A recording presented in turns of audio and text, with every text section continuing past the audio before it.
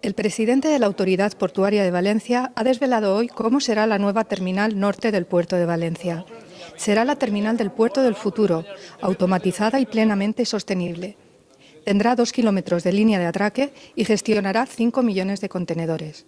Es la decisión más importante que va a tomar el puerto, porque claro, no todos los días se está hablando de aprobar el inicio de una inversión en torno a 1.200 millones de euros. Es un elemento para nosotros fundamental, ¿no?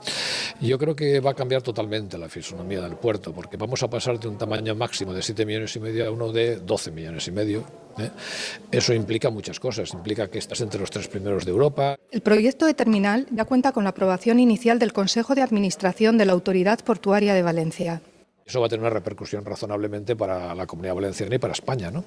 Si ahora en este momento, con el tamaño actual, somos capaces de generar por todas las variables posibles 39.000 puestos de trabajo y suponemos el 2,5% del PIB, pues claro, pues eso va a suponer un impulso tremendo a la economía valenciana y a la generación de empleo, y esto yo creo que es positivo. Actualmente, el puerto de Valencia tiene 3 terminales. La de Noatum Terminal, con casi 1,5 millones de metros cuadrados, la de MSC Valencia Terminal, con más de 300.000 metros cuadrados, y APM Terminal, con casi medio millón de metros cuadrados. Todavía queda mucho periodo porque las inversiones portuarias pues tienen un periodo de maduración muy largo. Eso quiere decir que probablemente hasta dentro de 7 años lo veremos hecho realidad, pero bueno, para llegar allí hay que empezar. El proyecto de nueva terminal va vinculado al túnel de acceso, que será subterráneo por debajo del mar y supondrá una inversión de 400 millones.